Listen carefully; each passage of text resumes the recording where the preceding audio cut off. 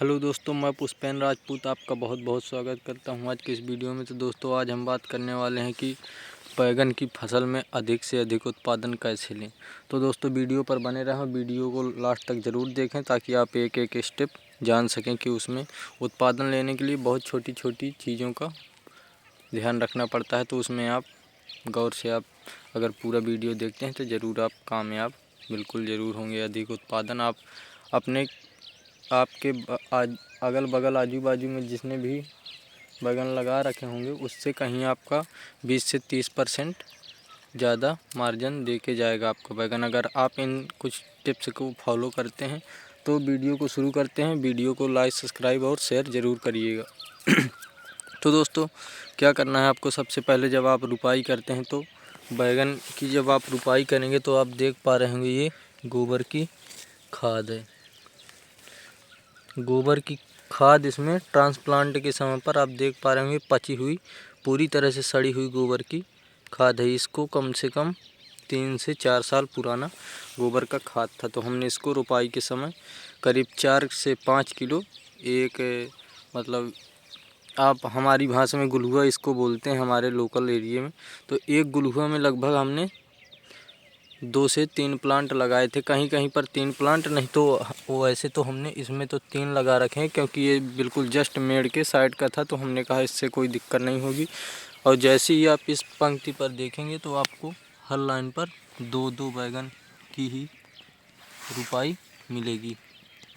ये देखिए दोस्तों, तो आपको क्या करना है, आप जब रुपाई करेंगे तो थोड़ा सा इसमें सड़ी हुई गोबर की खाद मिक्स करेंगे।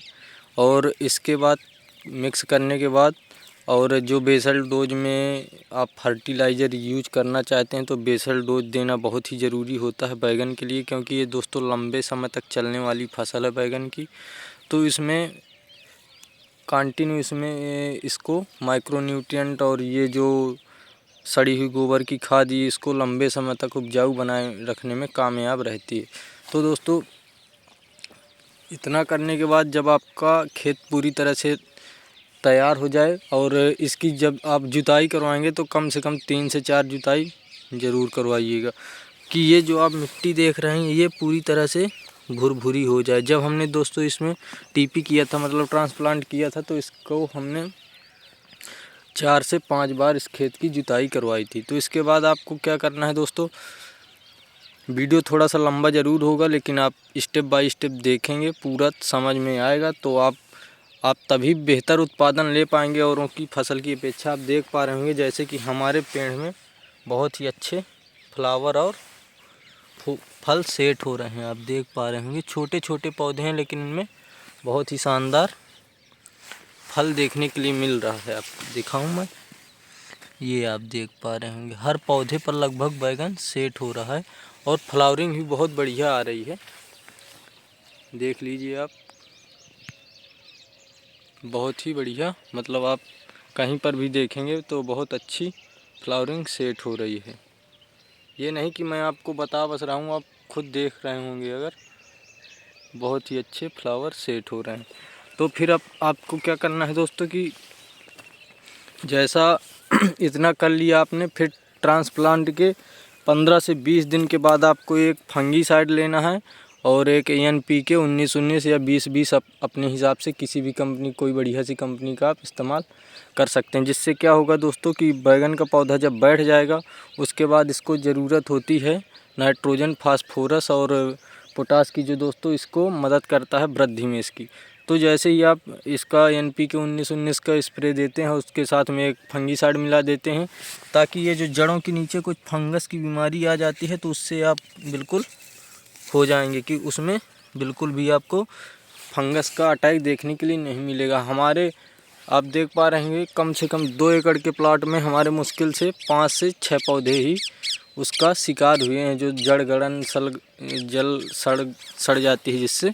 तो ज़्यादा नुकसान तो नहीं देखने के लिए मिला, कहीं कहीं तो मैंने देखा कि बहुत सारे पौधे ख़राब हो जाते हैं, इतने बड़े होने के बावजूद भी सूख जाते हैं। तो आप इतना स्प्रे करने के बाद ये फंगीसाइड और NPK 19-19 का, फिर आपको इसके बाद फिर आपको 15 दिन के बाद दूसरा स्प्रे देना है कोई बढ़िया सा फर्टिलाइज़र उपयोग कर सकते हैं आप। जैसे मैंने इसमें किया था इग्रोसिया का फास्टर। दोस्तों आप इग्रोसिया का फास्टर के रिज़ल्ट बहुत शानदार देखने के लिए मिलते हैं, खासकर जब फसल मतलब पौधा बैठ चुका हो, उसमें कुछ मात्रा कल्ले निकलने स्टार्ट हो चुके हैं। बैगन की फसल में कल्ले जब निकलना स्टार्ट हो जाते हैं तब आप उसका बेझिझक इस्तेमाल कर सकते हैं। उसका बहुत ही रिज़ल्ट अच्छा है, देखने के लिए आपको भी मिलेगा, आप ज़रूर इस्तेमाल करिए। इसके बाद दोस्तों आपको क्या करना है कि दोस्तों जब आप फास्टर का या कोई सा भी बढ़िया सा कंपनी का एक टॉनिक फर्टिलाइज़र आप उपयोग जब करेंगे, उसके 15 दिन के बाद आपको खेत पर जाना है और बैगन के पत्ते के आप नीची सतह पर देखेंगे, यहाँ पर देखेंगे किसी तरह के कोई मक्खी का अटैक तो नहीं है, या तो आपको किसी भी तरह के कीड़े अगर देखने के लिए मिल रहे हैं, आप अगर देख पाएंगे, ये देखो दोस्तों सफ़ेद मक्खी का अटैक हमारे बैगन में अभी देखने के लिए मिल रहा है। लेकिन आपको तब अपनी अवस्था पर देखना है जब पौधा ट्रांसप्लांट के करीब 30 से 40 दिन के करीब होता है, तो आपको इस तरह की आप पहचान लें, इस तरह की सफ़ेद मक्खी आपको ज़रूर देखने के लिए आपको खेत पर मिल जाएंगे। उसके लिए एक बढ़िया सा आप इस्तेमाल कर सकते हैं कोई कीटनाशक आप अपने एरिए में। नहीं तो मैं बता दूं तो मैं अपना तो ऊलाला के नाम से एक मार्केट में आता है, यूपीएल कंपनी का है शायद, तो मैं उसी का इस्तेमाल करता हूं। और एक पेजर करके आता है, और एक पुलिस हो गया, पुलिस, और एक दोस्तों आता है धनप्रीत दोस्तों एक ऐसा कीटनाशक है जिसमें थोड़ा हार्ड होता है, तो उसको आप शुरुआती अवस्था में ना इस्तेमाल करके कोई बढ़िया सिस्टमिक इस्तेमाल कर सकते हैं, ताकि आपको उसके बेहतर रिजल्ट देखने के लिए। जहां आपको ज़्यादा अगर उस पावर वाला टॉनिक डाल देंगे तो उससे फसल स्ट्रेस में चली जाती है। तो आपको स्ट्रेस में अपने को नहीं लाना है, आप अपनी फसल को अच्छे से ग्रो करना है, तो उसके लिए कोई हल्का ही आप ये कीटनाशक इस्तेमाल कीजिएगा। तो इसके बाद आप पानी वानी का थोड़ा देख लीजिए। पानी लगाने के बाद इसमें अगर आपके खेत में पानी लगाने लायक है तभी आप पानी लगाएं, और जब नमी हो तभी आप कीटनाशक का इस्तेमाल करें। जब आप पानी लगा देंगे उसके 5-6 दिन के बाद जब यहाँ मिट्टी पर देखेंगे कि चलने लायक हो गया है, तो आप बिल्कुल उसमें कीटनाशक का स्प्रे कर सकते हैं। इसके बाद दोस्तों आपको देखना है कि आपके खेत में खरपतवार तो नहीं है। अगर आपके दोस्तों बैगन के खेत पर अगर खरपतवार होती है तो आपको उसका बहुत ही डिसएडवांटेज देखने के लिए मिलेगा। दोस्तों हमने ये जो आप खेत पर देख पा रहे हैं, बहुत ही छोटी छोटी आपको घास देखने के लिए मिलेगी। इसको दोस्तों आपको किसी भी तरह का हर्बिसाइड का इस्तेमाल बिल्कुल भी नहीं करना है। दोस्तों एक प्लॉट में मैंने हर्बिसाइड का इस्तेमाल कर दिया था, उसकी फसल बहुत ही बुरी तरीके से झुलस गई थी, जल जैसे गई थी, उसके पत्ते सिकुड़ गए थे दोस्तों। तो आपको हर्बिसाइड का इस्तेमाल बिल्कुल नहीं करना है। आपको इस्तेमाल करना है तो सिर्फ मैनुअल तरीके से खुरपी की सहायता से इसकी निराई गुड़ाई कर सकते हैं आप। तो निराई गुड़ाई का जैसे ही प्रावधान होता है इसके बाद इसको कम से कम 8-10 दिन अपने एरिया के हिसाब से, जैसा मौसम हो उस हिसाब से मिट्टी को अच्छे से सूख जाने देना है, बहुत ही अच्छी तरीके से। तो जैसे ही आपकी मिट्टी सूख जाएगी, आपको क्या करना है, सबसे पहले 10 किलो करीब, कम से कम मैं दोस्तों डोज बता रहा हूँ, 10 किलो DAP और 3 किलो यूरिया पर बीघे के हिसाब से आप इतना लेंगे।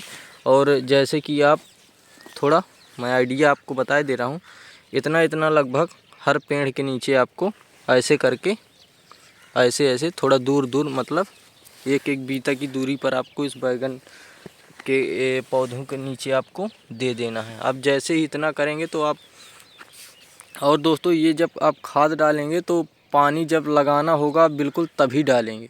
जैसा कि आज रात को पानी लगाना है या दिन में पानी लगाना है, तो लगाने के 2-3 घंटे या 2 घंटे पहले ही आप खाद डालेंगे। 2-4 दिन पहले से अगर डाल देंगे तो धूप में दोस्तों उसका क्या होता है, जो मतलब फर्टिलाइज़र जैसे धूप के संपर्क में आता है तो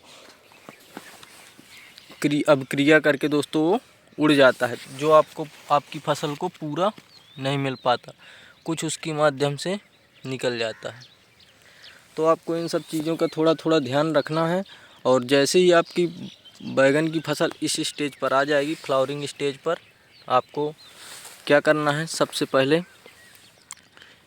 इसमें मैनेजमेंट क्या देखना है कि आपके खेत में नमी प्रॉपर होना चाहिए दोस्तों। ना तो आप ज़्यादा पानी लगा सकते हैं, ना तो इसमें कम पानी लगा सकते हैं। भिंडी में दोस्तों थोड़ा बहुत चल जाता है ऊपर नीचे पानी, लेकिन इसमें दोस्तों फ्लावर ड्रॉपिंग की समस्या तुरंत देखने के लिए मिल जाती है। अगर आप थोड़ा सा भी लेट कर देते हैं पानी का तो दोस्तों इसमें तुरंत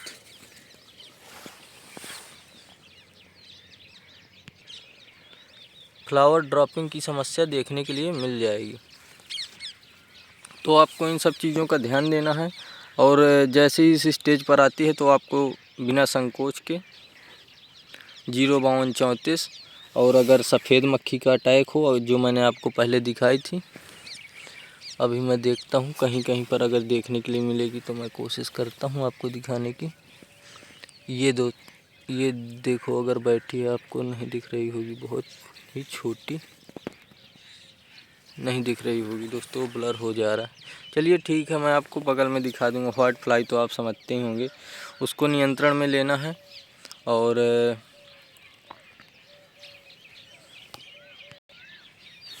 फल छेदक और तना छेदक की अगर आपको शिकायत देखने के लिए मिले तो आप उसका भी बढ़िया सी कंपनी का दवा इस्तेमाल कर सकते हैं।